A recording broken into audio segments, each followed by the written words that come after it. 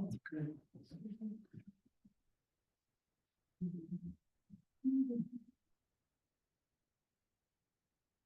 Oh, too long. Yeah, they already have one. No, just one more. Right, but I mean. All right. Hey, everybody, maybe this is gonna be a little weird. 2 minutes. Huh? Oh, I had 2 minutes. We've got 2 minutes. Sorry, I saw 12:30. That must be my bad eyes. That's right, we can run with it. So, okay, welcome to our theater in the round. Okay.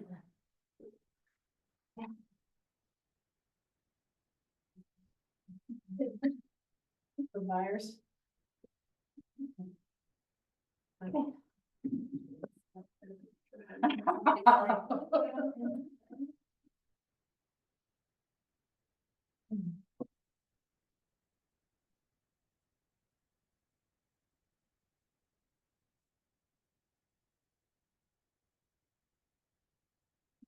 See if we have people, is anybody even on?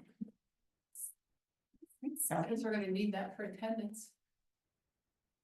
yeah, No? yeah. Wow. We're here in person. I love that. Thank you. Yeah, I have it as gallery, but Perfect. Okay. speaker, I'll put it on speaker, but it should show the other ones. There's nobody there. Nice. Well, we need to keep it for the recording anyway, so. Yeah. Maybe somebody will join us next vote. Right there. Yeah. Hopefully it'll keep you awake. Yeah. Happening in the afternoon, and it was 12:30. Right, 12:30. I mean, it's time to play. I think so. Oh, that's fun. All right, so I'm not gonna look up there. So welcome to February Skills Lab. For those of you that were here last month, you'll remember that we did a live listing consultation. And we had a lot of fun with it. And this month, we're going to do a live buyer consultation. And so what we'll do is Elena and I are gonna role play out as if we were there. So I will probably pretend that most of you are not in the room, unless you start laughing at me and then you pull me out of character, okay? One of the things that I'm asked on a regular basis is, Margaret, we never get to see you do it. Congratulations, Elena is the buyer and I'm actually going to be the broker this time. So that way you can see how I do it, although some of it are the elements that you're going to do. So we are, where are we? Are we at the Starbucks or are we at your house? Where do you wanna be? At my apartment. We're at your apartment, that's right, because you don't own a house, so, all right, so we're sitting at her dining room table. And we're just gonna get started, is there any questions? After we get done with the role play, it'll take probably around 45 minutes to an hour. After that is done, yeah, we probably wanna close those as well. After that is done, we will actually kind of do a mastermind, some conversations, and Mitch wants in with his bowl of soup. So that, you guys can talk, we've got some experienced agents in the room, we've got our lender partner in the room, and so we can talk through different ways to do that. As you're probably learning, there's not only one way, right? So you're going to find your own ways to have these conversations. Okay, so we do have somebody that joined. Okay, Here, I have a question. So probably this isn't the first time you've met with them, right? You've heard you talk to them. it absolutely is. So they must have said, Margaret, I think I want to buy a house. Can you help me? And Yeah. it's the very first, you haven't sent them anything. No, I have, so in the role play, we would have answered that question, but yes, I have sent her our buyer guide. And we're actually going to reference it, so let us go, and then if you guys have questions, write them down, you know, make a note in your phone or whatever, and then we'll come back and address them, is that fair enough? This is so weird, okay. I'm just having no idea. Okay, just us, okay? All right, so Helena, thank you so much for having me out to your home today. And I'm super excited about where you are in your life and what you're doing, so you're ready to move out of the apartment and find a house. Yeah. Okay, well, let's start off a little bit and just kind of talk about what you're thinking, right? Yeah. So do you have a timeline in place? Tell me a little bit about what your goals are. Yeah, so I've been renting my whole life, never bought anything before. And I've got 2 kiddos and a dog. And this apartment is getting very full. Yeah, that can happen real fast, Yes. huh? Yeah, so I'm looking to buy a house. I'm hoping to buy a single family home. Okay. My lease isn't up until July though, so I've got a lot of time. Okay, yeah, it is only February 13th. Yeah, so, okay. yeah, but I wanted to get the ball rolling just so I kind of know what I'm getting into since I haven't done this before. Okay, awesome, okay. And when you say your lease is up July, are we talking about we need to be out July 1st or we need to be out July 31st? It's at the end, it's, yeah, it's the 30th. Okay, fantastic, okay. Well, I see that you have here, the buyer's guide that I dropped off for you. Thank you, that was super helpful. Yeah, unfortunately you weren't home, so I just stuck it in the door, but I'm glad you found it. Yeah, we're cool. Was there anything in there that you had specific questions on that I wanna make sure that I answered for you today? Things, so specifically in here, I mean, I kind of understand what some of these terms are, Okay. but not fully, so Okay. we'd be going over that, like earnest money. Oh, absolutely, so Okay. the beauty of that is I noticed that you opened directly to our flow chart. Yeah, And we're gonna actually go through that as part of, what the process looks like to buy. And then you'll notice at the end, we actually put a glossary in there. So it does talk to you about those terminology, but don't worry, I'll put it in, take it out of Webster, and I'll just make it real for you. Is that fair? perfect, yeah, that'd be great. All right, so you got 2 boys. And so lease isn't up until the end of July. What's the earliest you want to move? Like if we found your dream home tomorrow, what kind of timeline would you be willing to go Yeah. early? So the boys are both in school, Okay, so I don't wanna move before the end of the school year. okay, But then obviously need to move prior, cause my lease is up and we just wanna move before okay, the next school year start. fantastic, all right. So we wanna move schools out at the end of May, Yeah, okay? So our perfect move time is between the end of May and definitely no later than end of July, right? right. Okay, awesome. And I don't know what, my lease is up at the end of July, and so I don't wanna be paying for my apartment and not be there either though. Okay. So I know that, I don't know how that works, how Okay. people normally make that happen. So that's very common, right? Okay. Because nobody wants to pay for a house that you're not living in, Right. okay? And when we get into some of the timelines of what we're seeing in the market today, we will make sure that we address that question. Is that fair? Okay. Let's talk first about where do you want to be? Like geography wise, I mean, we're here in the Denver metro area. Is anything game or is there a certain part of the world that you want to live in? I would love to be in Arvada. Arvada, okay?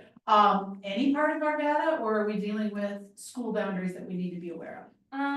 I mean, I would love to be within good school district, a good school district and within boundaries of good schools. That being said, I did talk to somebody, and I think I could do like 500, maybe 550. And Okay. I've been looking on Zillow and Redfin, and there's just not a ton. Right. For what I'm wanting, Okay. but Okay, I really like Arvada. okay. Well, and good schools are, everybody has their own interpretation, right? Yeah. And so what school are they currently in? They're at Oberon. Okay, they're teenagers, all right, they're over on, okay. And do you wanna keep them there, or are you open to looking at some of the other schools that we have, or are you looking farther down the line? I wanna make sure they feed into this high school. Yeah, I'm looking down the line to where they're feeding into. Which high school?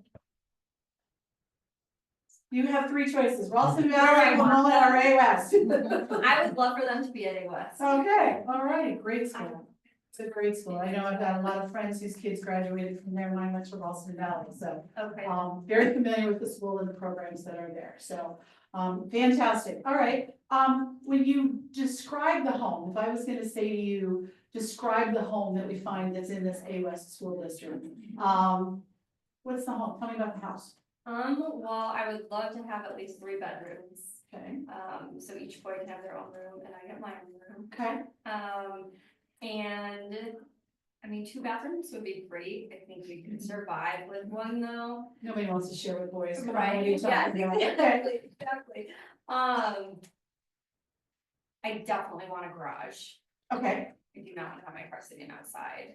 Yeah, And stripping then- windows is no fun in this weather, right? No, it's not. Okay. I had to do that this morning. It was not fun. No, And a yard for a dog. okay, when you talk about a yard, describe it to me, is it a small yard for the dog? Cause obviously he's in an apartment, so you obviously don't have a Saint Bernard around here that I can't see. It's something where he can run around a little bit, would love to have. Play that for my kids, and, you know, I love mature trees, if we could get a tree or two in there would be fantastic. Okay, so nothing super huge that's gonna take you 3 hours every weekend to mow, but maybe something that you could get done in an hour? Yeah, Okay, I don't like the ones where you like walk out the door and there's like a strip of grass around. That's not so we want a little depth in it, right? Yeah. They get going on the swing set, you don't want them flying into the neighbor's yard. Right, Okay. right. Okay, got it. All right, so we're looking for something in the A West ideal area. Yeah. If we can get it down to Oberon, that's great. So let me ask you this, so A West School District, and then you said 3 bedrooms. So if I was going to prioritize those 2 items between A West School and the 3 bedrooms, which one is more important? That's tricky. Honestly, probably, I would say the 3-bedroom. Okay, so 3 bedrooms is our #1 priority, okay?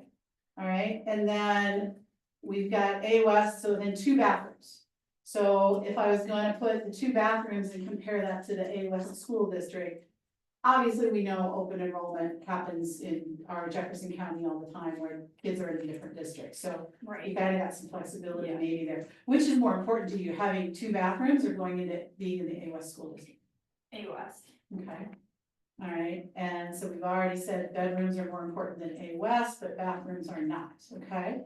The garage, where does that fall in the category? Is that more important or less important than 2 bathrooms? I would say that's more important. Okay, and then, is it more important or less important than A West? Less important. Okay, so we want a 3-bedroom house in the A West, in the A West district with a garage and 2 bathrooms, okay?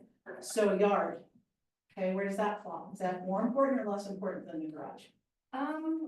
I mean, from what I've been looking at, almost all, single family homes, they have somewhat of a yard. I know I don't necessarily like the super small ones, but at least it gives us something and something for the dog to get outside, go to the bathroom with.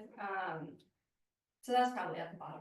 Okay, all right, so let me clarify, we want 3 bedrooms in A West School District with 2 bathrooms, a garage, we didn't talk about 1 car or 2, is there a big preference there, or just somewhere to put your car? Just somewhere to put my car. Okay, I'm a awesome. single mom, so it's just me Okay. driving right now anyways. Well, yeah, but they're in Oberon, so things happen, they can scrape their own windows when they're teenagers. right? Exactly, yes. Alright, so at least a 1-car garage with yard. Okay, so one more clarifying question, when we talk about the garage. So you have a garage, right, where it's completely enclosed, you put the car in there and you lock it up. But there's also very popular, especially in Arvada, carports, right? So a carport will provide you some cover for the car to keep the snow and the rain and the hail off of it, but it's not necessarily secure. Do you have a preference one way or the other? I do, I prefer it completely enclosed, but I'm gonna say I'm not completely against a carport. Okay, awesome, all right, super. Well, that gives us a really good idea where we're at. So you mentioned the $500,000 to $550,000 budget. You're right, in Arvada, what you're seeing on Zillow, to find a single family in A West, that might be a little tough. Yeah. So let me ask you another question. There's some gorgeous townhomes, out there, right? There's some gorgeous duplexes. And you can find townhomes and duplexes oftentimes for a little less money than you can find a single family home. And we could find them that have garages and some yard space. Oh, So my they question do. is, there are some out there, Okay. right? We'll find them, right? Okay, I always thought a townhome didn't have anything for a It's yard. how, it depends on the community, Okay. right? The one I lived in does not, but the one I lived in the last time absolutely had a small yard. And it was big enough that I could let my little dog outside and she could do her thing. And then we had the green space and there's a park nearby that the kids could go play in. Okay, so my question to you is, we started with single family. If we found a townhome that was 3 bedrooms in the Arvada West School District that had 2 bathrooms, at least a 1-car garage and some kind of enclosed yard space, would you be open to looking at that? I think so. Okay, I feel like townhomes are especially like, I just gotta see it. And, but I'd be open to it. okay, fantastic, all right. So you mentioned price point, and I think I heard you say you talked to somebody, so have you already chatted with a lender Yeah. about what your situation is? Okay. Yeah, Rocket Mortgage. Okay, Right. all right.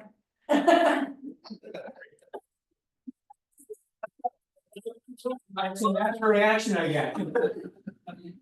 That heartfelt commercial. That might have been set up, man. When lenders show up, I just can't stop myself. Okay, so you talked to Rocket Mortgage, okay?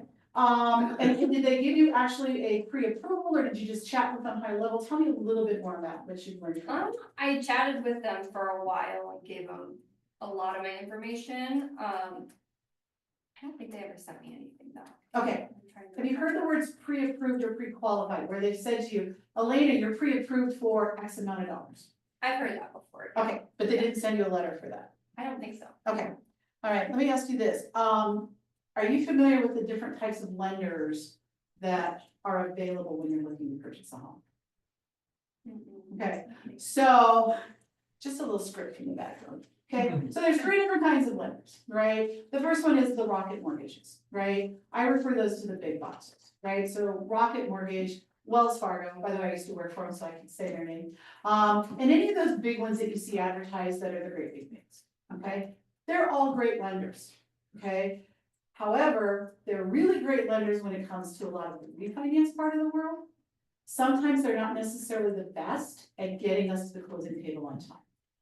And as we're going into this market, we're moving into the spring market when it's sometimes the most competitive. So we want to make sure we're giving you the best opportunity to win. And if we go in with a lender who may not have that listing agent, may have had a bad experience with because of their reputation of not getting there on time, that could hurt our opportunity to get that property. Okay. The other kind of lender is what I call a mortgage broker. And a broker, they will talk to you and they'll say, yeah, we can get you pre-approved for X amount of money. However, they don't necessarily work for the person who's going to be giving you the money. Okay, so they will give you some basic information, we'll go find a property, and once they have a contract, they're gonna take you and the contract, and they're gonna go to this lender, and this lender, and this lender, and this lender, and they're gonna shop it to find you the best deal. And then once they shop it to the best deal, they're kind of like this, good luck. Okay, so some of them will stick with us, but sometimes they're moving on to the next deal, right? That's a broker. Then we have the mortgage loan officers. And the mortgage loan officers are the ones that help you with the pre-approval process. But they work for a company, oftentimes local, sometimes they have a national presence, but they also have a local presence, which means the processing team is local, the underwriting team is local, the people who work with the title company for the closing is local. And so this loan officer that we start with basically has an entire team, and he knows exactly who to go talk to at any given time. What I also find with them is they're more nimble. In the big box world, and I know this from being at Wells Fargo, everybody has a job in a silo, okay? So this person can't start their job until this person's done. Well, if there's a delay upstream, what's that ultimately gonna do to you? It's gonna create a delay to get to the final closing line, right? When you work with a more nimble loan officer who knows who the processor is, who the underwriter is, who's the closing team, to use my words, he knows whose throat to choke. They're also more nimble and they're able to pick up the ball, even if this person's not completely done. Okay, so obviously there's different types of lenders. My preference is always personal preference, is I want to work with that loan officer who's got the team local and they're all in this together. So my question is, I know Rocket Mortgage has told you you're pre-approved. Would you be open to meeting with a preferred lender that I work with? Absolutely. Awesome. All right, so I'm gonna make sure I send you Mitch's phone number. And also I will give him a call and let him know that you're gonna be reaching out. Okay. Okay, and then we'll just see who gives you the better deal. And that way you've got some choices. Okay, so if he's gonna, cause I think they already pulled my credit. Okay. on Rocket Mortgage, so I can't afford for it to keep getting pulled. Okay, so he can absolutely have a conversation with you about that. And there's a lot of things he can do with what they call a soft pull. So it doesn't necessarily hit your credit report yet. And then if you decide that that's the direction you wanna go, he will help you and work through that. Okay, Fair enough? okay. Cost you nothing to go talk. Okay. It is hot in here. List everything, so. I know. Okay. Awesome. Wish my daughter was here with her little fan. I have to fire it up. Okay. Okay, so we talked about your house. We talked about the lending. Let's talk about the process. Let's talk about the timeline, right? Yeah. So what do you know about how long it takes to get into a house in today's market? I mean, I have some friends who bought a house a little while ago and I think, I don't know, it's like 45 days or something like that. Is that right? Kind of, okay. Let's kind of take a look at, I know that you had your little process flow there. Yeah. But I like to use this worksheet with this, right? And so, as you can see, the process is where you, first of all, you pick your agent, right? So we're gonna sign an agreement where you're gonna hire me. You're literally gonna hire me to go to work for you. We're gonna finalize that pre-approval with whichever lender you decide to go with. Then we'll start looking at some fun. We're gonna start looking at some houses. Okay, that's my favorite part too. Then we'll make an offer. Okay, and then we're gonna negotiate. And then we're gonna go to contract. Okay, this is a big day, that's why it's a big box right there, okay? Once we go under contract is when the wheels really start turning. And probably the first 10 days, you're gonna feel like you're drinking from the fire hose, because there's a lot happening, okay? But we have a whole support team around to help you. Okay, so we're gonna do home inspections. The appraisal is gonna take place. You're gonna be working with your lender for the documentation that they need. We're gonna deal with any other contingencies, right? If we end up going on the townhome road, we might need to be looking at HOA docs. Okay, and looking at all of those things. Then we're gonna get you a final walkthrough. We're gonna get right in here, right before that final walkthrough, we're gonna get this thing called clear to close. And that's when your lender says, you're approved. Go close, go move in. We'll do the final walkthrough, we'll go to closing, and then at some point in time, you'll get the keys. So let's kind of talk through what that looks like, right? Yeah. So signing an agreement, we're gonna do that today, okay? So today is February 13th, okay? So it normally takes, by the time you get the pre-approval, we start looking at houses, it can take on average anywhere from, I mean, sometimes I take you out one time and we find a house, and that's okay. Sometimes it takes a little bit longer, right? Yeah, I think I'm So- gonna have to look more at more than one. Maybe, I'm pretty good at finding these 3 bedrooms in A West, so you just Okay. never know, right? And let's assume it takes us a couple weeks. So let's say it takes us a month to get you to, I wanna make an offer on this house, this is the one I wanna do, let's go. And we might, it's getting competitive out there, I'm gonna be honest, we could end up in a situation, we find when we make an offer and we're not the winning offer. But let's assume we have you under contract in a month, so that puts us at, let's just make it 315 because it's easy for my brain. Okay? Okay. Now, 315 to go through all of this process, all of this stuff, all the way up to that clear to close and closing. Can take anywhere from as fast as 3 weeks to sometimes 5 weeks.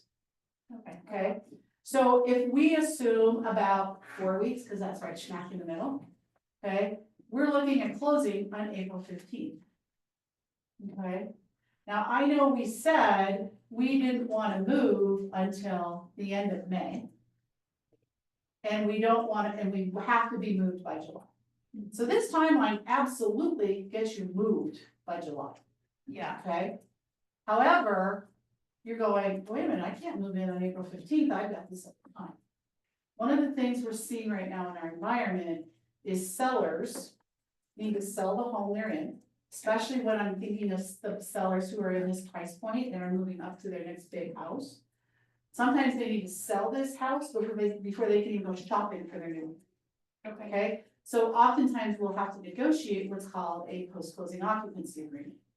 So while you might own the house, they will stay living in it up until 60 days after closing. And we do have the opportunity to charge them rent, and we have the opportunity to charge them a security deposit. Right, because I don't want you owning a house that you're not living in for 60 days and paying your rent, like that would be silly. Right, Okay. yeah. So if we had to give 60 days, that gives you the keys to move in and do whatever you want around June 15th. Okay. Right smack in the middle of our desired timeline. Okay. The beauty of this is that, let's say this house that we buy. Maybe you wanna paint it. Maybe you wanna swap out the carpets, maybe you want the carpets clean, maybe who knows what you may or may not wanna do. It's so much easier to do those things before you move all your furniture and the boys and the dog in, Yeah, right? right. So that gives you time before your drop dead date of July 31st. Yeah, but that's still, if I move in here, then I'm paying my mortgage, a mortgage on the house, it's like the rent's over, right, at that point? And then I still have to pay for my rent Okay, into the end of July. so let's talk about that. So when you get a mortgage, when do you believe your first payment is due? At the first of the month, I want the money. They do, but the beauty of it is, it's not the first of the month after you close. Okay, so let's use our dates here. So if we closed on April 15th, okay? Mortgage interest is paid with what we call arrears. So when you make a payment, it's for the prior month's interest. Okay, so when you make that first payment, you're paying for the prior month's interest. So here's what's gonna happen. When we close on April 15th, as part of your closing costs, you're gonna pay interest from April 15th to April 30th. Okay? Okay. Then you actually don't have a payment due because they're gonna collect the May interest when? On June 1st. So if you closed on April 15th, your first payment's not going to be due until June 1st. Now, remember, if we have to do this post-closing occupancy agreement, we can absolutely ask the seller who's staying in your home as your tenant, for lack of a better term, to pay you rent. And what I like to do is if they're staying, they pay the lesser of your rent or your mortgage payment. So you're still only paying one payment. So how much is your rent payment? Oh, it's like 2,200 right now. Okay, 2,200, that's about right. And so let's say your mortgage with everything all included, and I'm making up numbers, so don't freak out, is about $3,000. Okay? So we would ask the seller who's living in your home now to pay you $2,200 a month for rent. So now you're still only paying the $3,000 because they're giving you the money to offset your rent. Okay, Okay? okay, so you're saying. Then if we did the 60 days of the renting, the seller rents, Mm-hmm. they would be paid for 2 months Mm-hmm. out of my rent. Mm-hmm. And They then would the be paying payment for- wouldn't be due Until until June 1st. June 1st. So they would pay you, they would give you if we use this number, they would give you at closing a check for $4,400 for 2 months. And if we did the 60 days, then, Yeah, you take possession on June 15th, you've collected so then $4,400. do I start my mortgage payment on, not July 1st, right? It would be, Your mortgage payment will still start June 1st, oh, that's right. but Okay. your money that you're collecting from your renter is going to pay 2 months of your mortgage, of your rental payment. Okay, okay, so it kind of covers it. It does, Okay. right? And depending on what we negotiate, right, it could be there, right? Now, the other thing, have you looked at your lease to find out what your out clause is? I haven't. Okay, so I would encourage you to do that, Okay. right? I rented for many years myself. And one of the things that you will find in several different leases is that if you don't fulfill the term of your lease, what happens? So, like my daughter's lease, she pays 1 month rent, she can get out early. Okay, or a lot of people believe that you have to pay off, if, let's say we closed on April 15th and you got possession April 15th. Your brain says, I gotta pay my May, my June, and my July rent, and I'm gonna have to pay a June and July mortgage payment. Doesn't feel good, does it? No. Oftentimes, these will say in the rentals that, well, if you leave early and we rent it out, we can only collect while it was vacant. Okay, So you could give them notice on April 1st, and if they haven't rented by May 1st, you don't pay anything extra. okay, So you I didn't want- realize that. yeah, I so you thought I was want- gonna have to pay every month until the end of July. Nope, so spend some time with that lease and talk to your landlord if you don't understand the terms, just say, hey, I'm thinking of buying a house. If I were to find one before the end of July, what would that look like? Okay, yeah, I'll be sure to do that. The other thing I would say is this. If we found you the perfect house and you had to pay a month of double. Is it worth $2,200 to you to find that new house? I mean, if I loved it, yeah.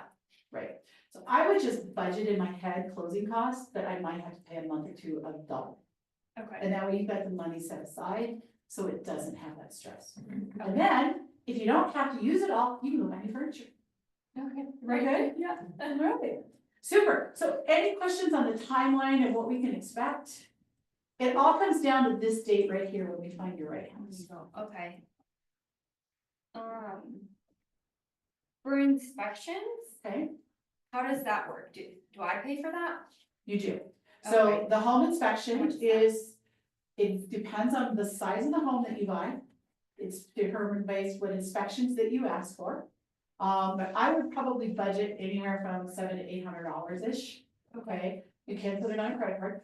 Okay, we wanna not get crazy with credit, as you saw in the book about Margaret's top 10 things That's not to right, do. Yeah. Right, but you know, certain credit charges is not gonna impact your ability to get qualified. So putting that Okay. inspection on your credit card should not be an issue if that's what you need to do, but it's probably under $700 to $800. Typically on a home inspection there's 3 common ones here in Colorado that we see, but you can inspect for anything you want. Right, so normally we have a home inspector come in and do what we call a visual inspection. And they're gonna look at everything from the roof to the structure, they're gonna check the electrical outlets, they're gonna make sure the dishwasher runs, they're gonna check the electrical panel, they're gonna give you an overview of the home. These inspectors are good at what they do, but they're not experts in all of those things. So they're going to identify areas of potential concern, and if that happens, then we start asking some more questions, and we may have some vendors go out and look at things. Okay? But their job is not just to tell, it's not a pass-fail. A lot of people think, oh, my house failed inspection. No, it doesn't fail. It just says that there's things here that you need to think about, and are you comfortable with? What I love about the inspection, especially with this being your first home, is he's gonna teach us how to take care of your home. He's gonna show you where your main water shutoff is. He's gonna show you how to change the furnace filters. He's gonna talk to you about, here's the different things that you need to be watching and how to plan. He's gonna teach you, this is the maintenance that you should do. Like, I never knew, you can clean your sewer line every 5 to 7 years. I didn't know that. That's good to know. Yeah, exactly, so that's what the inspector's gonna do, he's gonna teach you things that we may not know, right? The other common inspection, and I highly recommend it because we can't see it, is we wanna do what's called a sewer scope. And that's where they take a camera and they run it down through the sewer line all the way up to the main line. And they look at it and they verify it's functioning correctly, it's not cracks, it's not broken, there's no bellies in it that are holding water, they're gonna check to make sure that that's there. Obviously, neither one of us can see that, right? Right. Okay. I don't even go on the ladder to look at the roof, so, and I wouldn't recommend you. Yeah, I've heard getting the sewer like fixed is very expensive. It can be, it absolutely can be, it's a scary thing. And let's be honest, who wants a sewer backup, right? Yeah. Nobody thank wants a you. problem with that, right? The other piece is, that's a very popular one that I recommend, is a radon test. Are you familiar with radon? Okay, so radon is a gas, it's in Mother Nature everywhere. But however, it has been linked to lung cancer. And so it is a low-lying gas that we find, and so, there's a test that you can do to determine what the levels are in your home. If they are over the EPA standards, which is 4 dot, and then they have some measurement, it's a bunch of letters, I don't remember, PCLR or something like that. But anyway, if it's above 4, what typically does is you put in a radon mitigation system. That would be something we would negotiate with the seller to either do 2 things, either fix it before you move in, or give you the money to fix it. Okay. Okay, with inspection, we're gonna be focused on health and safety. Those things that, ooh, yeah, if there's radon in there and it's reading a level of 32 with you in the voice, we probably want somebody to deal with, Yeah. right? If we find out that the furnace isn't functioning correctly, we probably want that taken care of. Definitely, especially on a day like today. Exactly, I know, last night mine started acting weird and I was like, don't you go out. Uh-oh. Right, and then the other thing is though, like, they'll also call out things like caulking of a bathroom. Right, you need to keep your caulk up, right? And, you know, if you let it go too long, could it cause a problem? Yes. We're probably not gonna ask a seller to caulk a bathroom. Okay, we're gonna focus on the big ticket items, the things that are major. The other things, I gotta handle them too. You know, if there's little things like the caulking of the bathtub, we can get them out and then help you with that after closing. We wanna focus on the big rocks. My dad can handle that. Thank goodness for daddy, right? Yeah. I love it, okay. So absolutely, now will dad be coming to the inspection with you? Can he? That would be awesome. He can, as long as he behaves himself. Okay. Right, I don't want him panicking you, I guess is what I'm saying.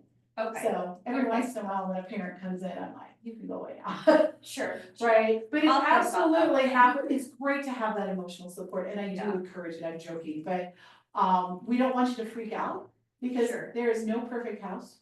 I Okay. have friends that spent over $4 million on a brand new custom build, and they moved in and they had a problem 3 weeks after they moved in. So things happen, right? There's never a perfect home that's never gonna have a break. Yeah. Okay, but we wanna look for the big things. When we negotiate with the seller, we'll be looking at two different things, and this is probably where your dad will really come in handy, right?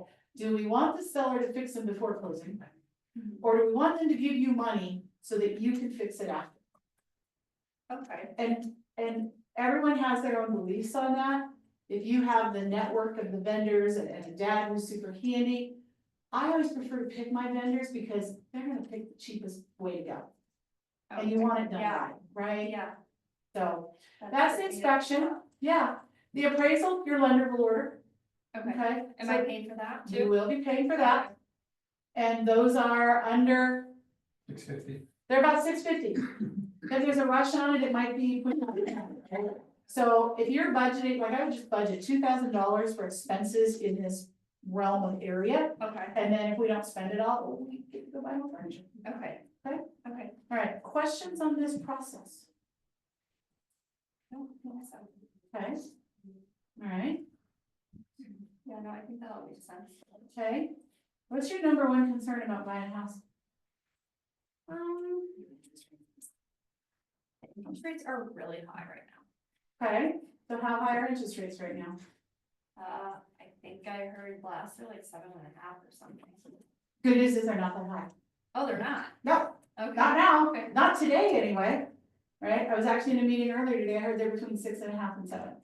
Okay, Okay. now, is that higher than they were 4 years ago, 5 years ago? Absolutely. Yeah, my Right. friend's got like, I don't know, like 2.8 or something. Yeah, I hope we never see that again. Oh, I would love that. Well, yes, but, so I don't like to use the word but let me say that. So do you remember hearing what was happening in the market when interest rates are in those low 3s and below? Do you remember hearing anything about what was happening with houses? Yeah, well, everyone was buying because it was just so cheap. Yes, the money was cheap. As a matter of fact, a friend of mine used to say they were stupid cheap. Okay, but here's what buyers were doing. In order to get in homes, did you hear about that? No. Okay, that's fair. So you probably heard houses were flying off the shelves. There were multiple offers everywhere. People were losing, right? They were bidding on 3, 4, 10, 15 houses, Yeah. right? So I'm starting to sound familiar a little bit. Yeah. Well, you know how you had to win those houses in those multiple offers? You were waiving inspections. They were waiving appraisals. They were paying 10, 20, 30, up to $100,000 over the market value of the home. Wow. Just to get in, to get that stupid cheap interest rate. The reality is this, is that if you're paying, let's just say you pay 10% over your budget, so you pay $50,000 over market value, Mhm. okay? How long do you think you would have to wait to make up that $50,000 in the value of your home? I have no idea. A long time, right? If you assume an annual percentage of 5% a year, you're talking, that's 5%, that's only what, 25,000 a year? Or not even that, it's more, less than that, right? It's gonna take a long time to even break even on a house if you wanted to sell it. Yet the difference in your payment from that under 3% to what you're paying today, now you're paying market value. So if you go sell your house at the current market rates, you're not underwater, Okay. I see what you're Okay. saying. Yeah. right? If house prices would have kept appreciating at 20% year over year, that would have been no big deal. Several people took that bet and now we're losing. Right. Okay, Here's the other thing about interest rates. Right now, they've been holding steady for a while, 6.5% to 7%. They fluctuate, it's just like the stock market. They go up, they go down, they go up, they go down, but they've been staying right in that realm. Sometimes they tick up a little higher, they might tick a little bit lower, but it's in that range. So what I love is the fact that interest rates today are stable. Okay? Here's the other good news, just to give you clarity. When I bought my first house, it was 14%. Oh, wow. Okay? But your house is probably like, what, $50,000 or something? Yeah, and I got paid $22,000 a year. So it's all relative, right? It's all relative. So here's the beauty of the current market we're in, right? We are seeing more inventory. We are seeing a situation where you have more homes to choose from than you did back when this was going on, with this 50,000 in, Yeah. okay? So you have more choices. And so sellers are willing to help contribute to help you get into a home at a payment that you're comfortable with. So what we're seeing right now is just slightly over 50% of the homes that are selling today have what we call a seller concession in them. And the seller concession is where the seller is offsetting some of your closing costs, right? So like your loan origination fee, your loan processing fee, your appraisal fee, they're offsetting some of those. But the other way you can use that money is to buy your rate down. Okay, and so Mitch can absolutely help you look at the different scenarios and the different levels you can pull, because he'll spend a lot of time asking about what's your payment that you're comfortable with, how much cash do you have, all of those types of things. And he's gonna be able to give us an idea that if the seller paid X amount of dollars, say $10,000. Okay, so if we got $10,000 in concessions, you might be able to buy that 6 3/4 rate down to 6. Or maybe lower, I don't know, I have to let him run the numbers, that's his job. So the sellers are paying for me to get a lower rate? Uh-huh. Oh, wow, okay. I like that. Oh, yeah, me too, right? So are you starting to see how this can become really together, probably even faster than you even thought it was going to? Yeah. Okay, awesome. Anything else around the money that we need to cover? Actually, we do. You asked me about earnest money. Oh, yeah. Okay, I did. so there's money that you need to have up front. Okay? So earnest money is money that you will pay right after we go under contract, so about 3 days after this magic date. And that money will be turned into usually the title company. And it's your good faith number, your good faith dollar amount, say, I intend to close this house. Now, if we find something in the inspection or we find something in the appraisal and you're like, oh, I am not buying this house. As long as we're following the terms of the contract, we can request to get that money back. If you default, you lose it. That's the earnest money. It's kind of like an How active. do I make sure I don't know? Well, we make sure that we follow the contract terms. That's my job. I have a team that helps. Okay. I have a transaction coordinator who helps us make sure we stay on top of the timelines. And as long as we stay with those deadlines, I'm gonna do everything I can to protect that earnest money in the event you decide this isn't what the house that you want, Okay. okay? Okay. Like if we walked in and we found out that, you know, there's a great big huge crack in the structure and the whole house was about to cave in the next 3 years, we might wanna turn it. Yeah. And let's get your earnest money. Okay. Okay. All right. So the earnest money is on top of my down payment. So it actually contributes towards your down payment. So Oh, you pay nice. the earnest money on, let's call it day 3, okay? Okay. That's when you pay that earnest money. And at this price point, you're probably looking at somewhere between 5,000 and 7,500-ish. Okay? Then you've got a down payment. Do you have a down payment amount that you've already set aside? I have about 20,000. Nice. So you've got about a 10% down payment. Yeah. Nice. Okay. So when we go to closing, this money, say you paid 5,000, you said 20,000, right? Yeah. You'd only have to bring 15,000 more of your down payment. Plus your closing Okay. costs. Okay, so it's not like an additional 5,000. Absolutely Oh, not. okay, It's nice. part of this. Perfect. Okay? Okay. So really, I have inspection to pay for, appraisal, and a down payment closing costs. That's all I have to pay for, right? Probably, but Okay. let's talk about that. So that leads me to the next part. So let me verify. So we're good on Arvada, 3 bedrooms, A West, 2 bathrooms, a garage and a yard. We'd like a single family, but we consider a townhome if it had these elements, Yes. okay? Remember with a townhome, you may have an HOA. So we may, we want I to don't want budget to for pay that. that much. Yeah, HOAs depending on what they get, right? We just wanna look at what they cover, Sure. and we'll go from there. Okay, We're probably looking somewhere in the 500 to 550 range. We're gonna reach out to Mitch and verify that and get a better understanding of not only what you can qualify for, but where you would fall in the rates today, okay, okay? okay. All right, so let me ask you another question. What do you know about how realtors get paid today? Sell a place. Okay? Do you know how much? No. Okay, that's good. So are you familiar with, or did you hear on the news last summer about this settlement and this big thing on the news about buyer's agents weren't gonna make any money anymore? Or did you hear anything like that? Oh, I don't watch the news that often, but I do. Good for I you. do think, yeah, I can, it's just, but I do remember hearing that there's something going on, Okay. that's pretty big, right? Yeah, it was very big. I think Okay, a lot of people in our industry was really nervous about it. So let's talk about how the way things used to be. Because I think that's kind of what you're referencing probably from when your folks bought a house or something like that. And okay, then let's talk about what it looks like in our world today, okay, okay? So historically, how it had been done for years and years and years, the seller with their listing agent would come up with a compensation rate, okay? And of that compensation rate, a portion of it would be split to the listing agent, and part of it would be split to the buyer's agent.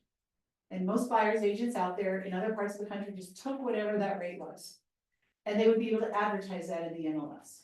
So a common number that you hear is 6%, and they would split 3 and 3, or some element of that, okay? And so as a buyer, you never saw that you were paying for that house on paying that fee in your settlement statement. But the reality is, where do you think it was built in? I guess it would have had been in the price of the house. Exactly, right? So sellers care about one number. How much money am I taking away? Okay, Okay, Yeah. so if I'm gonna get this, I need this much money, I need X, and it's gonna cost, I gotta pay off my mortgage, and I'm gonna have this much money in expenses, this is what I need for my house. And if this fit with the comparables and what was happening in the market, that buyer's agent commission was absolutely built into the price of the house. That makes sense? yeah, Okay, so the settlement that you heard about on the news kind of changed, at least as a country, how this is calculated and how the numbers are come up with. And in Colorado, I think we were ahead of the game in the fact that we have always told our buyers that if I'm representing you as a buyer's agent, that while the seller might pay me, you might be obligated to pay me. Okay? okay, But we're absolutely gonna make that part of this overall negotiation of what you pay for the home and what the terms are and all of that. So my professional fee is. Everybody hears from our, I just gotta check my audience. Okay, my professional fee is 2.8%. Okay, so you're gonna see that a competitive buyer's agent fee is anywhere in our current market, somewhere between 2.5% to 3%. My daddy always used to say, buy in the middle and you're good. Right? He never bought the cheapest tractor. He never bought the most expensive tractor. He always bought the middle of the road tractor. Right? So I won't just stay in the middle. Right? Now, who pays that? Technically, you would be obligated to. Okay, so we're gonna want to budget for that. And the nice part is you have a good down payment so that if you had to, right, if the purchase price made sense and everything else made sense, you could adjust that down payment and you would have the funds to do that. However, here's what we're seeing. Still in today's market, over 90% of the contracts being written, over 90%, probably closer to 95, but we'll stay at 90, the seller's paying the agent. Let's do it. So my job is to get you in this house with the least amount of cost to you upfront. And part of that is negotiating that the seller, as part of their concessions, also includes paying my So my professional fee. Okay, Make sense? yeah. I guess I'm a little confused. I'm in sales myself and like it's my responsibility to figure out like. With the other party, like what I'm gonna get paid. So isn't that between like you and the listing agent? It's not, because I don't work for the listing agent. I work for you. So Okay, you get to decide how much I'm worth. okay, So when you look at all of the different values that we bring into the program, right? And my strong abilities to negotiate, right? You get to decide, and that's why they made the change, because a lot of buyers are saying, wait a minute, I never got a voice on what my agent got paid. Right? And some of them got an agent that probably should have got paid 0. Right? yeah, And other ones probably should have been paid 10% because they were so good, right? Okay. So you as the buyer get to decide how much your agent who's working for you gets paid. So let's take a step back and let's talk about how agents today, for real estate professionals, let's use that word. Real estate professionals can work with the consumer in a transaction. Okay? Okay. So the first one is you've got 3 levels of relationship. The first one is the agency relationship. And in that case, it's the highest level of representation that you have, okay? And as an agent relationship, as a real estate professional, I can only work with one party of the transaction at that level. So you might have a seller's agent or you have a buyer's agent. In this case, I would be a buyer's agent. okay, When I have agency relationship with you, it means that I am working for you, I am advocating for you, I am your fiduciary. I am the person who is doing battle, for lack of a better term, for you. I don't really care about stuff. I mean, I do, but you know what I mean, right? Yeah. Think of it like, well, last weekend was the Super Bowl, right? We had 2 coaches on the sidelines. Those 2 coaches, each one wanted their side to win. They only cared about, if I was the Eagles coach, I wanted the Eagles. If it was, what was the other team? Oh, those Chiefs, right? And they scouted, and their job as the coach was to help the team understand what plays to pull, to talk about different things. When I'm an agent, I get to talk through with you the risks, the rewards, all the different things that you're making the decision making. Okay, that's the highest level. The next level is transaction broker. Transaction broker level of relationship, I can represent one or both sides of the transaction with that. As a transaction broker, I'm not loyal to any party, I am loyal to the transaction. Which means that I don't get to talk to you about risks and rewards. I'm not necessarily fighting for you, I'm more making sure, here's what you need to do, and I'm working with the seller. But we're just making sure that we go through the motions and everybody plays fair and all the rules are followed and we get to the closing table.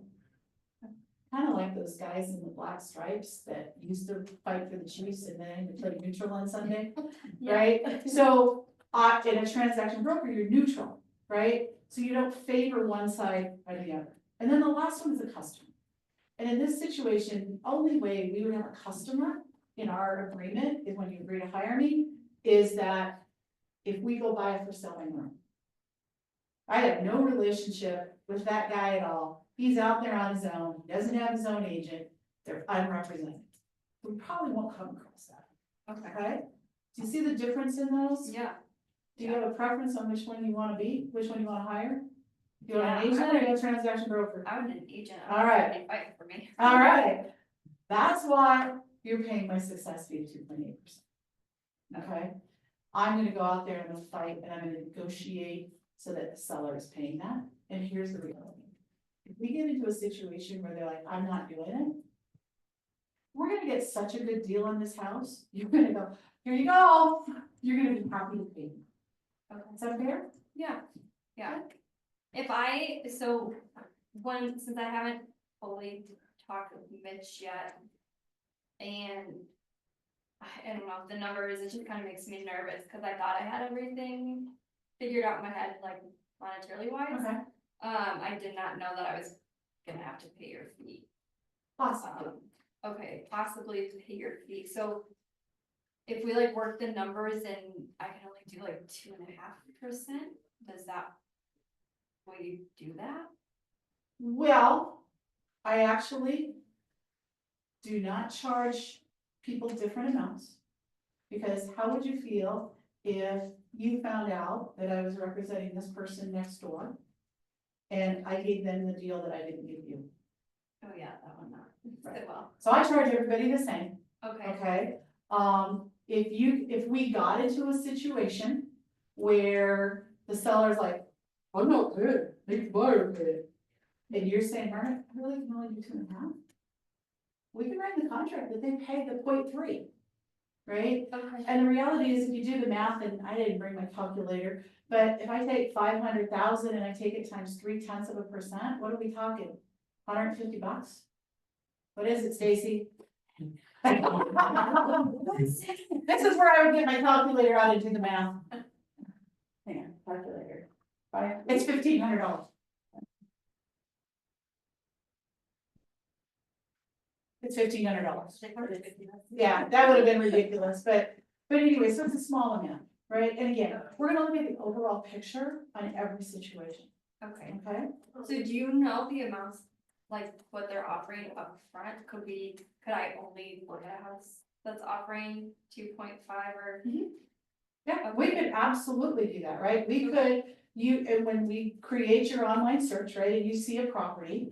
And if you wanna take this, the approach that says, look, I don't wanna see a house, like I'm willing to make up part of Margaret's fee, but I can't do the whole thing because I really want the down payment. Then we can absolutely, I can call in advance and verify what the seller may or may not be offering. And I can let you know, and then you can decide if we go see that house or not. Okay, that would be great. And even if we don't do that, you will always know what it is before we write the offer. Oh, I will, okay. Because it's part of the contract. Right. And so if I put a fee in there that you're having to pay it all, you don't have to sign that contract to make that offer, Okay, okay? okay, You are always in control. okay. Okay. Okay, Any other questions? I think so, I think I'll feel better after I talk to Mitch. Yep. Okay, so I just have one last question then. Are you ready to put me to work? Yeah, All right. do this. All right, let's do this. So, I'll text you Mitch's phone number. I'll do that right after we head out. And then I'm gonna go home and I'm gonna put together the paperwork where you officially hire me as your agent. And let's set up a Zoom call. What's a good time? Can we do that tomorrow? What's a good time tomorrow? Yeah, tomorrow, I have availability around like 11 Okay. a.m. So 11 a.m. So I will send you a Zoom link and we'll jump on Zoom and we'll review all the documents together. I don't like to just send them to you and say, sign this, right? That just doesn't feel good. And so what's your email address? Okay, you're gonna give it to me, okay? And then your phone number is, and you're gonna give it to me. Okay. That's right on time. Yay. That was an hour. Good job. I I really wanted her to be the buyer's agent and she wouldn't do it. Yeah. Great to see. You are an amazing buyer's agent, so you would have been good. So, is Lee the only one on Zoom? He is. Becca was, but she dropped off, so. There he is. Hey, Lee. Okay, so what kind of questions? I want to understand more if they're asking how much are closing costs, what kind of money should I have aside from down payment? Reserved to pay for inspections or whatever else. Okay, so we addressed the inspections. You said Right. 700 to 800. Yeah, 7, it depends on the house, right? And what inspections they do, right? If she were suddenly going, well, I wanna have a mold test done, I want an air quality test, like those numbers are just gonna keep riding up, right? But I usually say it's gonna be around $750, $800. Is that about right with what you guys paid out on your house? Okay, That was that was a the- town hall, and did you do radon? He did not do that. So you add another 150 for radon, and you're right at that 700-ish rate. So inspection's gonna be somewhere I budget 750-ish. Appraisal, I was surprised Mitch said it was only 650 because I've been hearing 800 out in the market. And so you notice I told her about $2,000. Your other costs that you're going to incur are going to be more associated with the loan. And so she needs to get that information from the lender. Really, the only other closing cost she's gonna have is gonna be usually, depending on the contract, half of the closing fee with the title company, and the total's less than $400, so it's kind of crickets, right? So I just say most of your other fees are gonna come from the lender, and that's where Mitch can go into that in a higher level of detail. Also, the fact she had a 10%, would you have 10% down, 20% down? Yeah. She had a hefty down payment, And then earnest money. Which goes right, first. which is earnest money that goes towards the down payment, yeah. I have a question about, first time homebuyer programs. You don't go into that, you don't mention that, you let the lender. I really do let the lender, now had she gone down that rodeo with me, and we did not wanna put that in here. But absolutely, if she would have said to me, I've never bought a house, and honestly, I'm gonna answer it differently, there's not necessarily first time homebuyer programs. There are down payment assistance Well, down programs. payment assistance program, chapel program. Exactly, There are programs out there for first time homebuyers. Yep. and if she would have started asking me those questions, I would have absolutely said, there's absolutely down payment assistance programs out there. So when we went into the money, she told me she had money down, I didn't need to worry about it. If she would have said, I don't have a lot of money, I don't have a lot of money up front, I would have probably gone down that. And I also know my lender partner, who I referred her to, would bridge that gap. Okay. Okay, what else? Of course you brought those up to me. With your background. I mean, if you Yeah. can use somebody else's money, why use your money? Yeah, and those have, but they do come with a higher interest rate, right? So They come with a higher interest rate. it's ultimately the paying part of the interest rate, but yeah, Right. absolutely. What other questions do you guys have? I have a question, like, let's say you were like, I wanna I've been pre-approved, and they kind of are dragging their feet, how long are you typically, is there a shelf life on that pre-approval? Like, is a way to kind of encourage someone? So the lender will put a timeline on how long the pre-approval is good for, Okay, right? And then they gotta get pre-approved. so I'd assume it's a good selling point, maybe to say like, that's great, let's keep you locked in on that rate, and let's get Yeah, going. they don't normally lock rates till they're under contract. Oh. Mitch left too early. I know. Okay. I did have fun. We set that rocket mortgage thing up. I don't know if you guys realize that. Like, when I knew he was gonna be in the room, I told her. "It's mortgage." And we just like, He golfed me. I was like, dude, we did that on purpose, but wait how I'm gonna sell you. What other questions do you guys have? Do you send the CTME docs ahead of your Zoom call so that they have a chance to Nope. do it first? Or you- Nope. I literally did 2 of these last night. I get on Zoom, I share my screen, and I start with, even though it's no longer required documents. Now, in this case, you'll notice I went through the definitions of working relationships live with her. Did you guys all catch that? Yes. Okay, so I'm still having my buyers and sellers sign those. They're not required, but that way I know they're verifying by signing it that that I explained it to them and they understand it, right? So I'm still doing that. So I go over that on the Zoom, then I go right into the exclusive, whether it's to buy or sell, and I go through line by line, because here's what'll happen. They will say, well, Margaret, you agreed to do 2.5% for me. I'm like, oh, yeah. By the way, I never do, but if I did, then I can go in and make those changes live. I also don't want them getting freaked out by the size of those documents. Right, there's a lot of legalese in those, I wanna review it with them and go over it with them, so that they understand and can ask me questions. And then I go through, in this case, the buyer advisory, now the buyer advisory, I don't go deep on it. I just say, this is a document that explains everything to you that can happen during a transaction. And I'll go, it talks about what happens if you get in an earnest money dispute, and if the rodents move in while we're vacant, and I just kind of flip through it and tell them to read through it. So like the one I was working with last night, she started talking about buyer possession prior to closing. Hear you? Yeah. Buyer possession prior to closing. So I made sure in the advisory, I went to that section about why that was a bad idea. Okay, and then I just tell them, please read it before you sign it. And I would encourage all of you guys to read the buyer and seller advisories that Damien has written for our office, because as brokers, you are gonna learn so much just from reading those. Is that a required document? For our office, it is. Yes. It is not a commission required document, but it is a required document of Cambridge. Also, Margaret, with some of the expenses like the inspection, appraisal, et cetera, can some of those be paid at closing? So the appraisal depends on the lender. Some lenders will let you do that, others will not. The inspector is not going to give you the inspection report, because what happens if you terminate the contract as a result of what's in the inspections? They're gonna want their money before they give you the report. Some of them won't even go to the property until you pay them. So the appraisal may be negotiable. Yeah, Where do you get that fire advice? it's in CTM, it's under the Damian Cox forms. Okay.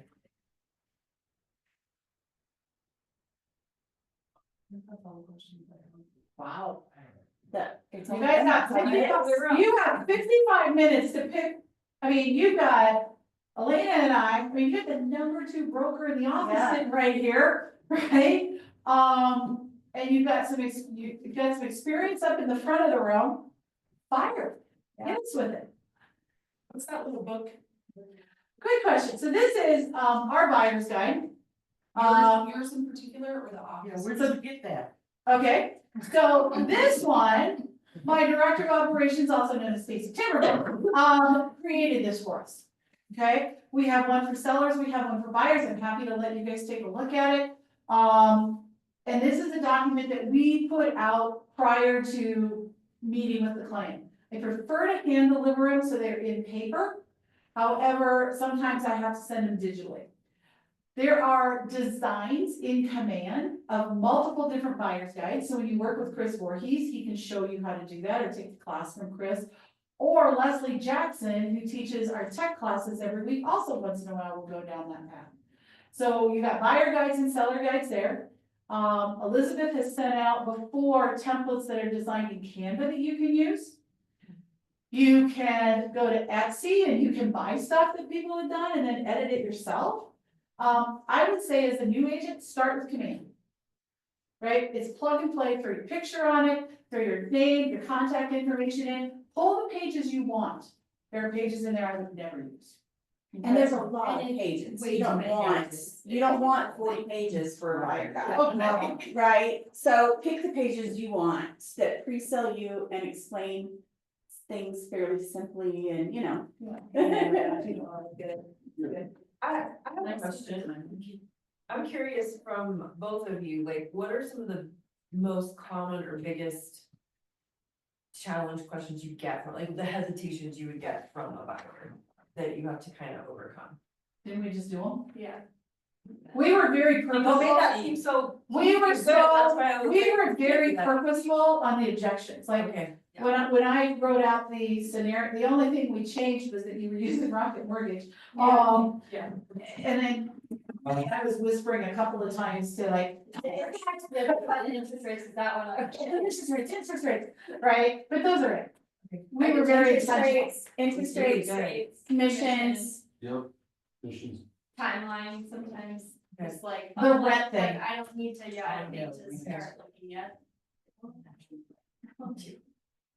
And the rent thing was kind of fun because I took different directions with it. I don't know if you caught it, right? One, if she has to do a post-closing occupancy and she collects rent, she's actually gonna turn out ahead. Right? And I was writing those numbers, piece of paper I wrote back here, right? Like I was showing her the numbers, right? I also went down the path of, why don't you plan ahead with your expenses that you might have to pay a month or two duplicate? But for the right house, why wouldn't you? Right? Because here's the thing, especially in this market, are the house prices today gonna be the same as they are on June 1st? What do you think? Just historically speaking. Right? House prices typically go up the full year appreciation in the spring market. So if the spring market jumps 5%, that $500,000 house is gonna be $525,000 in June. Do you think it's worth her to spend $2,200 extra month rent to get that $25,000 in appreciation? Say yes, right? So we didn't go down that path, I could have, but I already felt like we were beating that to a drum, so. I also like when you explained the agency relationship items, Margaret, you called it your success fee. You said this is why you pay my success fee. And I thought, I had not heard that before, I like that, yeah. I actually learned that, so success fee or professional service fee, I learned the professional service fee actually from Linda Arcos, who was actually, she and I did a panel 2 weeks ago at the team rally, because she actually, as a buyer's agent, consistently gets 3%. Which most of us in the room, but I've never, well, I don't think I've ever had. Yeah, I was 2.8, but I've not done. yeah, the only place we used to always think 3% was gonna happen was at the builders. Or if I went, Yeah, if I went outside the metro area, outside of that's where Metro it's or South, they do, that was more common. It's pretty funny. Okay, what else? Now, do you discuss at some point, her option of maybe going lower in price? So at her price point of 500 to 550 in our battle, we're gonna have a battle already doing that. Buyers are always willing to go lower, right? If they can find the right house. What I had to do with her, what did I twist her to? Townhome, right? I know my market. I know I have a better chance of finding her a townhome or a duplex in that price point than I do a single family. Now, I didn't dive into, The HOA, I mean, sometimes the HOA fees, you Yeah. can get a higher price Right. single family resident, right, right? So Yeah. it's a balancing act. right? But The other some of component, those the other single homes have HOAs, right? Some of them don't sing, some singles do, like one of the ones I put on the market. In a couple of weeks, they have a $40 a month HOA. What do you think that's for? Trash. Trash. Wow. So not all HOAs are big expenses, Mhm. right? Now, what I didn't do with you is, and I missed it, because you actually brought up your dad, right? Is that the condition of the home. I didn't ask her, was she willing to take on projects? And I probably, in hindsight, I would have, especially knowing her budget for a single family. So are you looking for a home that's, you know, looks like they're on HGTV? Or are you willing to take something that might be a little bit dated that you can either fix before you move in, or over time make the updates to? And I did not ask you that, and in hindsight, I wish I would. Thank you for that. And also I found that flipping through the buyer's guide with them makes me think of more questions to ask them.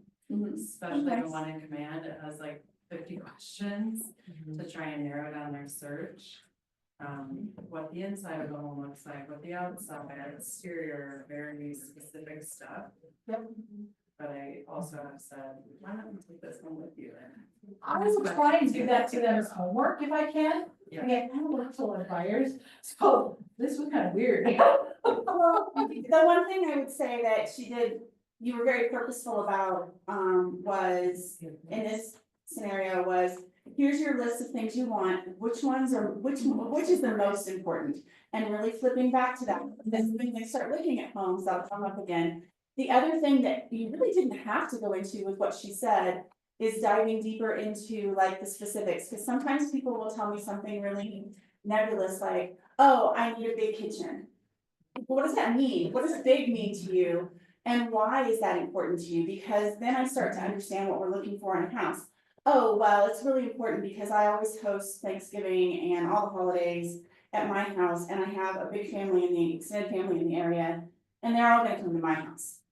And I need to be able to cook this and this and this and this. Okay, well, it's hard, you know, let's talk about that and let's see what we find, but those things that they want sometimes aren't things you can search in the MLS, like, quote, big kitchen. Yeah, What does that look like? You know what I mean? Like, or, yeah. Well, and the other side to that is also at that price point on a single family, I might not find her a home that's gonna allow her to feed 25, to cook for 25 people at Thanksgiving, so I might say, have you considered catering part of that? Right? Or say, have you considered renting a hall for that family, right? Yeah, right. Because you gotta keep them real, Right. right? And on the same token, I didn't wanna spend, I mean, I might have dove in a little deeper if this was real. To what you said, Arden, about actually using the guide and go through that, you noticed I never touched it. Right, I write down an outline and I had it in my head, but if I knew, my key points with her was what? Her timeline and her needs, and her budget. Wanted to make sure we got about your interest rates and the financing, we talked about the process. And we talked about my compensation, but guess what? If I can't hit what she needs, if she would have said, I will only buy a single family home and I won't pay more than 300,000 in Arvada.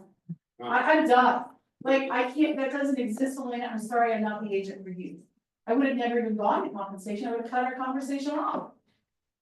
Right. If she didn't believe, after we went through the plan of all the things we do to find homes, right?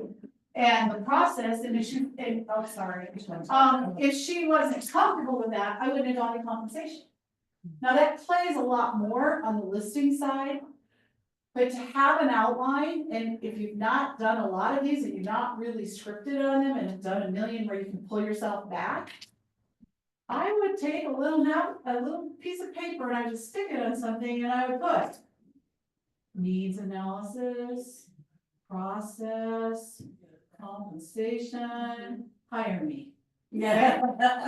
Because that will keep you on track. Because aren't those the most important parts of the buyer consultation? Right? And I used to so, have to do that all the time, cause you go off on a little bit of a tangent, and like, yeah, you never pulled me down a bunny hole. no. But she could have, right? And I remember one time I took Charles, this guy called me, and it was a listing, but this guy called me, and he wanted me to come out right now. And, yeah, you guys have all seen Charles, like, you know, he's a pretty good security guard. And so I said, Charles, he was coaching with me at the time, I'm like, we're gonna have a listing appointment and your job is to not say a word. He goes, why? And I said, because this guy called me, he wants to meet today, I've never met with him, I don't know who he is, I don't know if this is set up, I don't know if this is something that I don't wanna get involved in, and I just need somebody else there with me. So Charles went. And then when we got there, you know, the ultimate compliment that Charles gave me that day when we were driving back, is I said, so give me some feedback, he goes, you always went back to how you wanted to control the conversation. Okay, you always went back, like he would try and take me down a rabbit hole and I would address the rabbit hole and I would go back to my cadence. Okay, and then Charles said, and you realize you couldn't take it in with your right hand tied behind your back. He wasn't a big guy. He was a little old frail guy. I don't know if he's even still alive, right? So we talk about, and at boot camp, for those of you that have been there, right, I give you scripts, right? I give you just buyer consultation scripts, I give you the listing consultation scripts. If you're taking advantage of Ignite at Night, you're getting the Ignite scripts for buyer consultations and seller consultations. There is a reason why I tell you to practice. You wanna practice with her? When you're at the coffee table and you've never done it before and you're with a live client, do you wanna do your first buyer consultation or seller consultation that way? Did I sound scripted? No. Did I follow Jeff's script? Pretty much. The more you do it, the less scripted it sounds. Seriously, because it becomes natural. Conversation. I mean, yeah. What else? Fine, you got 40 minutes. That's it for me. Don't give me 40 minutes back to actually do some work. I could say, no. I thought you were very thorough. I like how you dug into what was more, you said more important or less important, because those were things I had never thought. I would probably go to a buyer and be like, oh, they want all these things, and so, yeah, like you prioritizing it and getting a real feel for that, I thought was really good. I want the top 5 when I'm done with that section. I don't think you could have come up with 2 more. So she wasn't right, but some of them will. Some Right? people come up with all kinds of things that they want in a home, as we know with that new guy. He wants like spiritual, like, so he wants a very, yeah, I don't know how we're gonna, yeah. He wants a spiritual community. I'm like, how do I find that? I'm like, how is it? That's called steering. I don't know. If there is a specific community you would like, I'd be happy to search within that community. Thank you. But I believe that, okay, so in all sincerity, right, so. I had a client, I'm not proud of, no, they never became a client because they never went to the closing table, but they signed an agency agreement. So I guess they were a client. I had a buyer, Dan and Susan, they were a referral from a really good client of mine.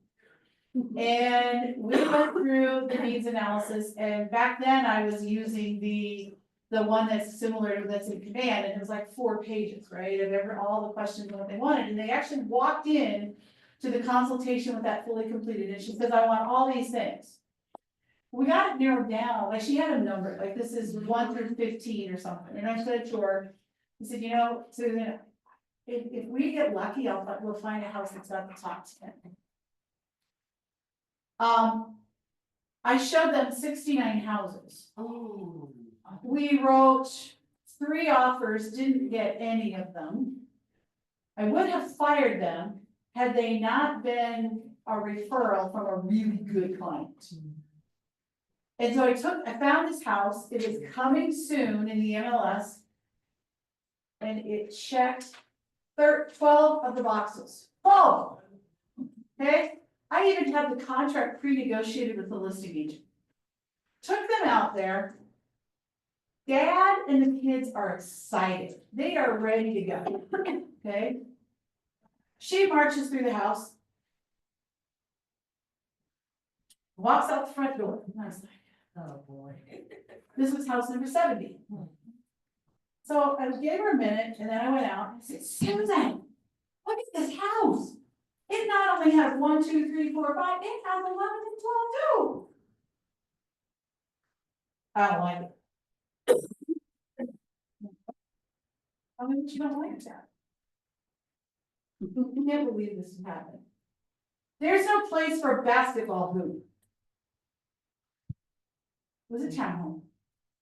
There's no place for a basketball hoop. I said, okay, but here's the good news.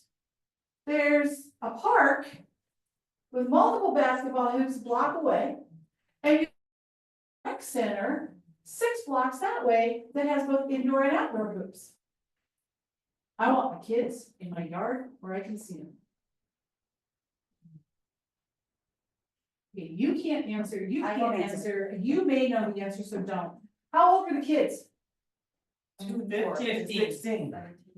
17 and 18. They Boys, can't walk the block, you go play basketball. They want to go walk the building, but I never showed them another house, they got a divorce, she's now in Kansas, he's somewhere around here, and they still are renting. They never bought a home. And that would have been in 2016. Oh. So think about what house prices have done since 2016. Who does it time to buy? Just to get it, it's equity, then go get your house with your basketball. House prices are too high, these are gonna crash. I know. So.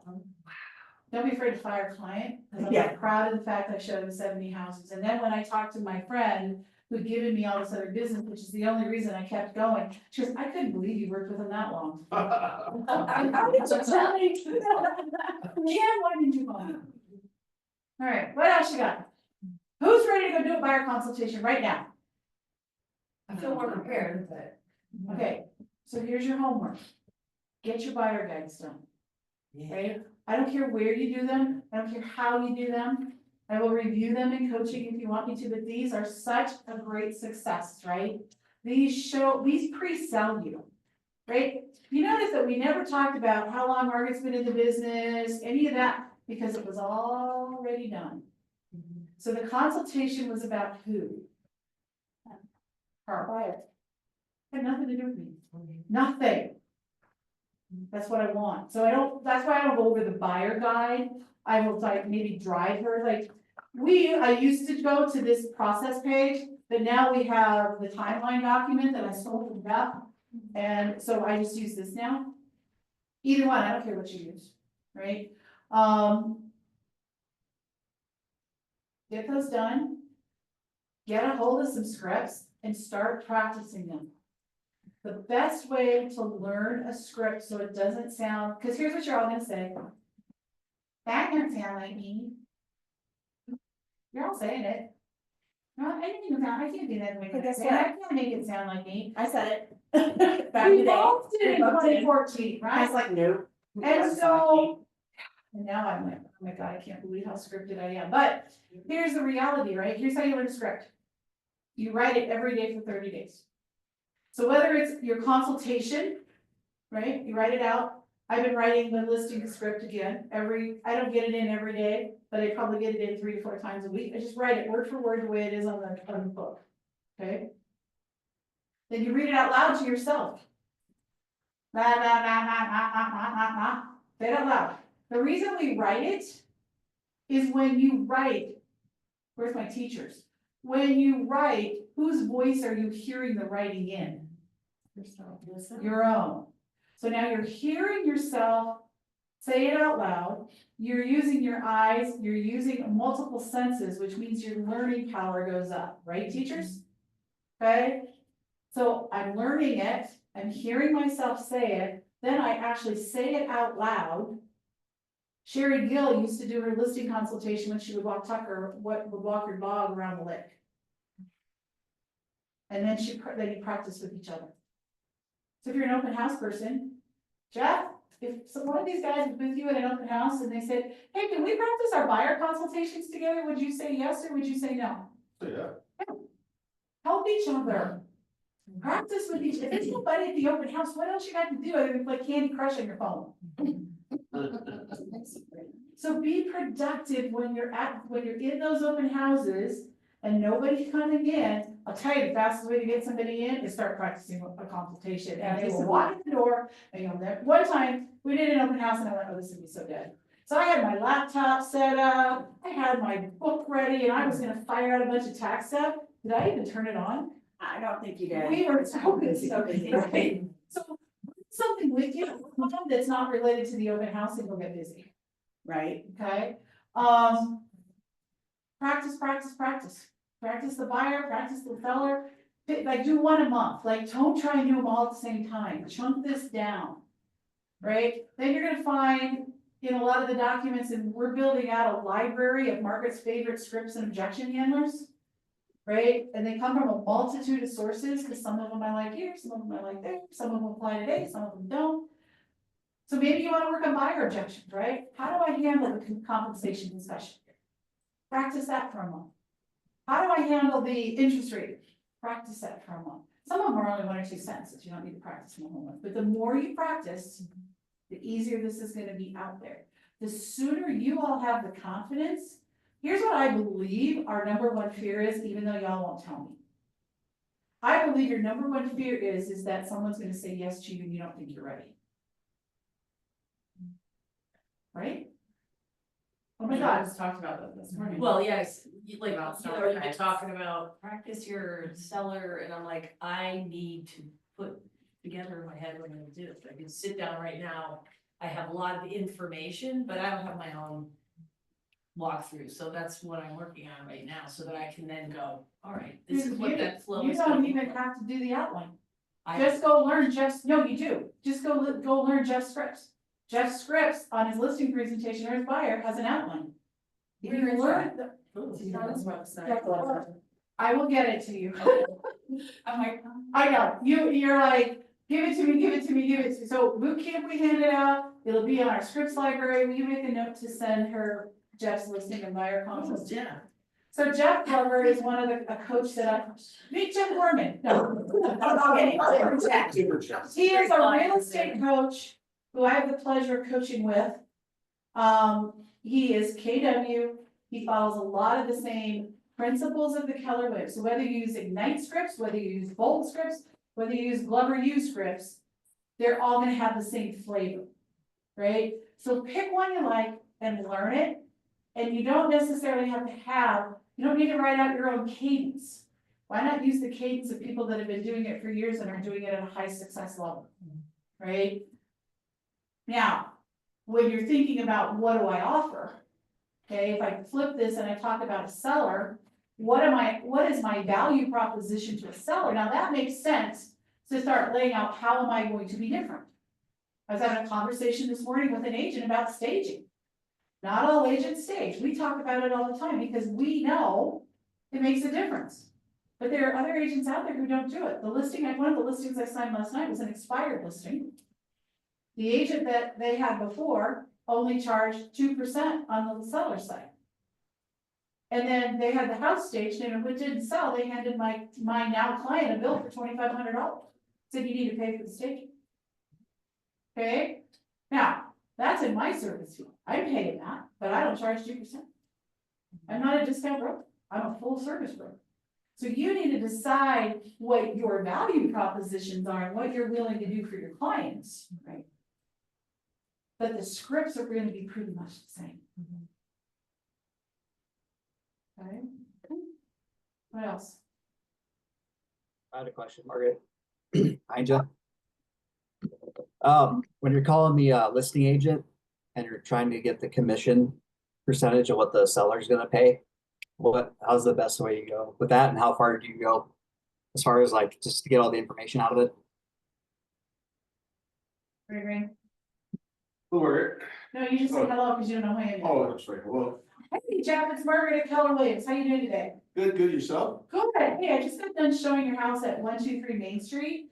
And I gotta tell you, my buyer really, really likes it. And, I haven't really spent too much time talking to her yet, but I feel like we could be making an offer on that, or at least talk about it.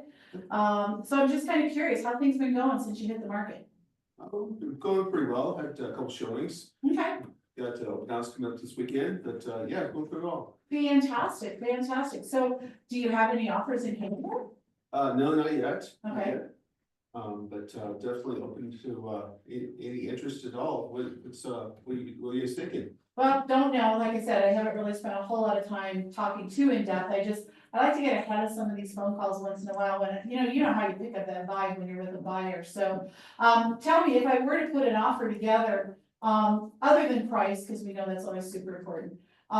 What else is your seller looking for in a potential offer? They probably want a 30-day post-closing agreement. Okay, And pretty much that's the only thing right now, what they need right at this point in time, besides, full price. Looking for it. okay, absolutely. So on that post-closing, have they already identified a property, or are they gonna need some time to identify?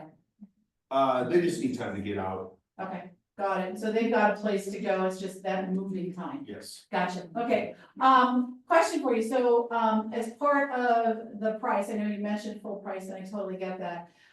Is the seller offering any kind of, concessions related to rate buy downs or anything like that? Are they offering that?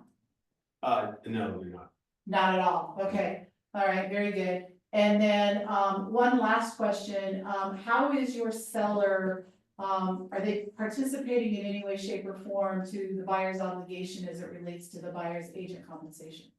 They are offering a 2.5%. Okay, Seller. that's a competitive number. Okay, fantastic. Well, is there anything else I need to know, as far as timelines with like, how much time do you need to review the offer? Or, how are you looking at it? Like, are you holding to a certain time frame, or are you reviewing them as they come in? What do you guys need? Just reviewing them as they come in. Okay, 12 hours, 24 hours, what do you need?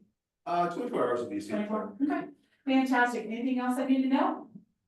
No, that's pretty much it at this point in time. But we've already posted all the documents up, so you can review any concerns at all Okay. on the any disclosures or anything like that you need to review at this point in time. Perfect, appreciate that. I know there was a couple of things we weren't sure on, so I'll take a look at those. Fantastic. So here's what I'll do, Jeff.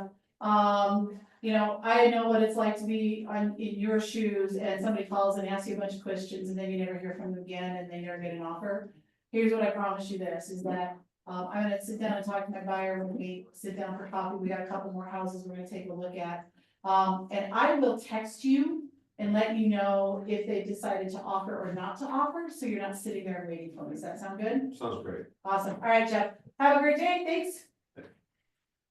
So do you always have to ask the listing broker what they're willing to pay? Okay, is it posted somewhere? It's not posted, so that's part of the NAR settlement, right? It's no longer advertised, right? But in this case, she didn't want to write an offer on anything that wasn't paying. She was willing to pay half of it, part of it, but she wasn't willing to pay more than 2.5. And what the question was is, show me how that conversation goes when you're asking what the compensation is.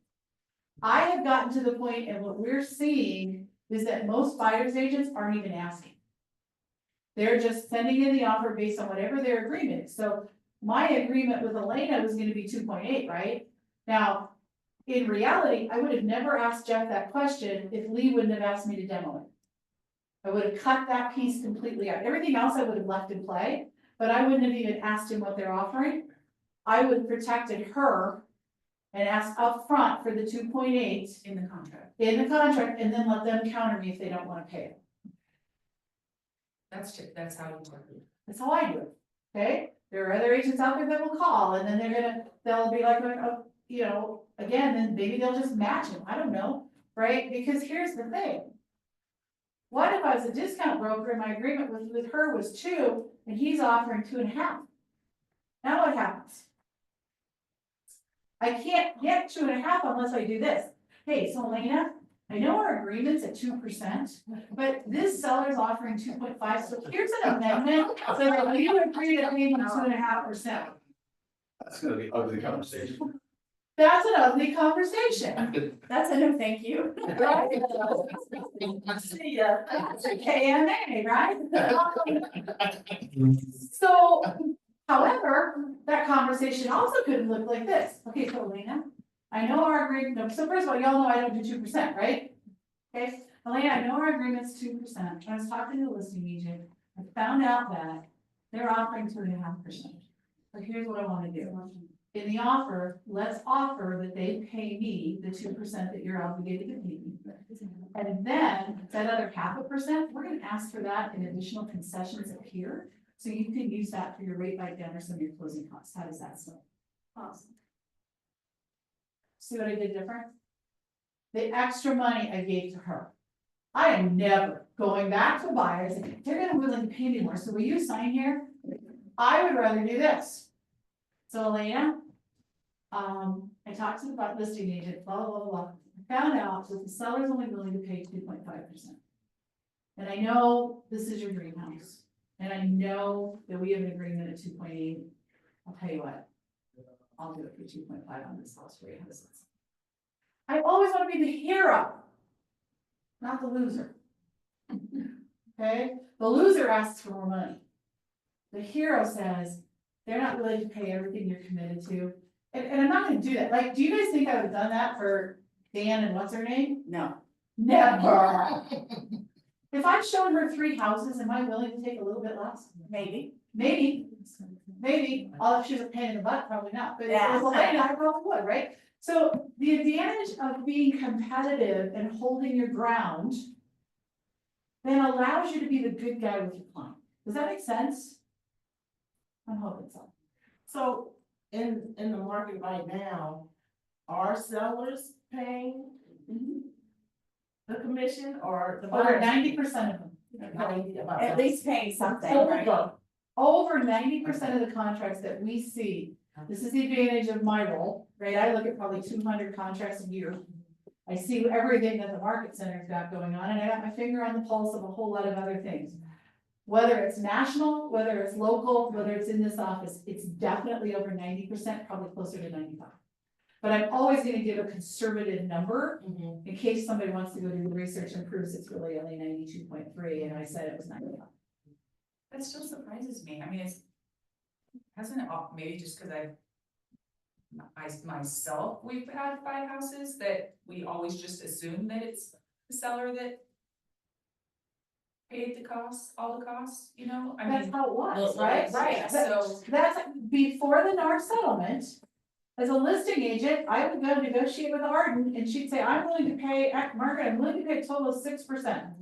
And I'll say, great, we're gonna split that 3, 2, and 2, 8, because that was pretty customary here in the Denver area. Right. And then I would go to the MLS and I would advertise buyer agent co-op 2.8%. Well, because of the NAR settlement, we can no longer put it in the MLS. So now the conversations with sellers are different, conversations with the buyers are different. In Colorado, the good news is we've always used the buyer agency agreement. So we've always had the buyers are obligated to pay. Where it says in the contract, seller may pay, buyers obligated to pay. We've been using that since what, girls, 2014? Right? So in Colorado, it's been really easy for us to transition, right? In some of the other parts of the country, I still can't believe in some of the Facebook groups I'm in, how some of the buyers agents still don't get it. Yeah. They don't get it. And so if you don't have an agreement with your buyer up front, and you make an offer and they say, no, you don't have, you're working for free. right? You don't wanna do that. So it's easier for us in Colorado because that's how we've always done it. But you're right, the seller has always historically, you notice I said that, right? Traditionally for years, the sellers have paid both sides and this is how it worked. Yeah, I just don't ever remember addressing it. It was never an issue. No, but today I did. Yeah, Yeah. no, I mean, in my personal. It was probably in the contract as a list, as a seller, it would have said total commission and the amount to the buyer. It was in that, but that's just how it was done. And honestly, people are As still. the buyer, you Still would have seen doing it. I wouldn't have seen it as the buyer. You would have seen it in the MLS. Yeah, but you wouldn't, That's it, but the buyer's not looking at the buyer isn't looking at the MLS. It still helps to attract actually the buyers to come to the table. To have that commission paid. It really does, especially if we were talking about a price point that these guys were just talking about. It's not so much a factor, I think you get into the $1 million plus range, I think it becomes a different conversation. But the lower point price point, it becomes a major conversation. Nice part is shit, 20% down, so we could have wiggled things around, we could have, right? And again, when I started asking those questions, right, when she's at 20% down. I'm surprised you can say, but wait, I've been saving that for my down payment, not to pay you. Right. Right, but. That's what I would but- say. but there was a certain element, and I don't think either one of us was looking at the clock, I think I glanced up once, but, cause I was very intentional in us staying in play. If she would have pushed on it, I would have said, look, here's what I know, right? If you go 18% down, I get it, and she's gonna say, well, then I don't have to pay that private mortgage insurance. Well, the cost of private mortgage insurance between 18% down and 20% is such a small dollar amount. In your payment, it might not be an issue. That's where my lender partner's got to play. Right? It's just that the buyers have to come up with so much money. It's like, come on, seller, you can help me out with the. And they are. But they are. But the reality is I have to set the expectation with her. And by the way, that conversation about seller might pay, you're gonna be obligated to pay, I've been having that conversation since 2014. Right? And so it all comes down to how you have the conversation as to how that plays out. But like I said, this is not something new. And then and now, I've always said, and I'm gonna negotiate for you, and you're obligated to pay me this, I'm gonna ask them, you know, right? Like I can ask the seller to pay, even if he only told me 2% is what they're offering. Well, it doesn't mean I can't try for more. And in this market, we can, right? Like, again, Chris, he was like, well, it's a full list price, okay, whatever. Let's play. I'm not gonna argue with him in that conversation, right? He's kind of being a jerk to me. Yeah. But at that point, I'm his best friend. Right? And once we go under contract, then I'll take him out with the juggler move, but that wasn't that a jerk. But actually, that was kind of real. I've heard that also. Yeah, we're firm. We're firm on price. Of course you Yeah, are. just like, Are you offering are this? they offering, yeah, we're offering this, we're gonna drop. Yeah, right? Like, I have Basically, just they got get that no to offers. on this last listing, just because we had so many offers, that it's like, I want you to understand, if you wanna play, like, you're gonna have to come in strong, like, All the way around. you know, yeah. So depending on the situation, I think. Right. But yeah, if you have only like 2 showings. Yeah. And that's. Man, I wanted to say, yes, you've been on the market, you've been on the market for 180 days, whatever, John. Right, but here's when we laugh and we have a good time, right, it's part of the memories in here, right? But here's the reality, right, everything's negotiable, Everything. right? If I go back to 2021 and 2022, and it was madness, and if we were writing the buyer agent co-op in the contract the way we do today, how many deals do you think the buyer would have rather paid 9.8% than they go $50,000 list price? Yeah. Right? So it's honestly, I think it's a good thing because it gives us more leverage to play with It does. when we're working with our buyers and putting together an offer that ultimately works. Because at the end of the day, the seller only cares about one thing, what is it? And that, what are they The gonna net. walk away with? They don't care what the purchase price is, right? I wrote many offers in 2021 where my buyer was paying all of the title fees. I even wrote one, it was in November, I don't know if you remember it. I wrote one in November that we did 0 property tax proration. So my buyer took on, we closed in November, they took on the 11 months of the 2020, whatever year it was, property taxes that were due in February the next year. But guess what? The seller was like, that gives me more money in my pocket at closing, I'm good with that. And it was, I mean, for your buyer, it was a couple, 2,000-3,000, It was cheaper It than was going cheaper and than- keeping going. yeah. But it, yeah, So this is why contract knowledge and script practice is so important, because there's so many different levers that you can pull in different scenarios. yep, Okay, all right, I'm done. we're done. Bye, Lee. I don't know if anybody else was there, but. Nope, just leave. Good work. Bye.